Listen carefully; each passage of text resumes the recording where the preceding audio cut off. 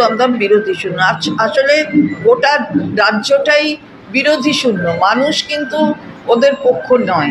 সেটা যারা আছেন এখনো জনপ্রতিনিধি, যারা বিরোধীতে আছেন, তারা বুঝতে পারছে যে সেই সহযোগিতা কিন্তু ওকে তৃণমূল কংগ্রেসের কর্মীরা পরাজিত হয়েছে আমাদের প্রার্থী, এটা মনে রাখতে হবে।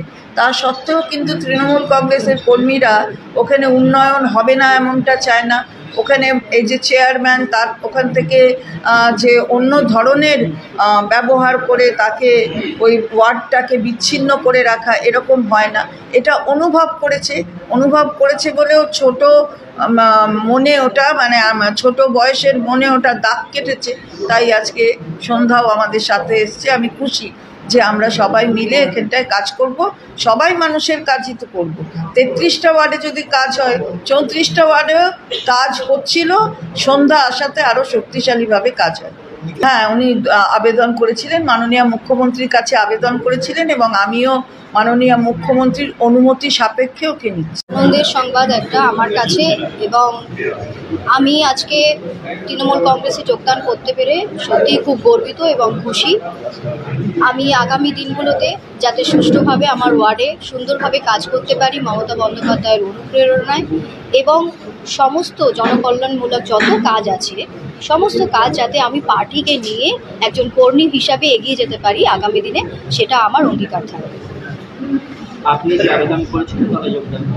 অবশ্যই আমি দলের নেত্রী মমতা বন্দ্যোপাধ্যায়ের কাছে আমি চিঠি দিয়ে আবেদন করেছিলাম, এবং সেই চিঠি আমাদের পৌরপ্রধান মহাশয়ের হাত দিয়ে এবং দিদি চন্দ্রিমাদির হাত দিয়ে, অর্থমন্ত্রী চন্দ্রিমাদি আমাদের তার কাছে পৌঁছে গিয়েছিল, এবং দিদির সঙ্গে এটা তারপরে আলোচনা হয়। কি অসুবিধা হচ্ছিল? আমার মূলত ওয়ার্ডে কাজ করতে বিভিন্ন ধরনের অসুবিধা, যা আমি যেই দলের থেকে অ্যাকচুয়ালি আমি জিতে এসেছিলাম, কিন্তু তারা মূলত তাদের দলের মধ্যে একটাই দ্বন্দ্ব, সেটা হচ্ছে সিনিয়র আর জুনিয়র। এই বিষয়টা তারা এখনও পর্যন্ত কাটিয়ে উঠতে পারেননি। নতুনদেরকে সুবিধা দিচ্ছেন, কাজ করার সুযোগ করছেন, কিন্তু আবার তাদেরকে কাজ করার জন্য পেছন দিক থেকে ছুরি ঘোরাচ্ছে। তো সেই জিনিসটা আমি কোনো রকমভাবে আপোষে মেনে নিতে পারিনি।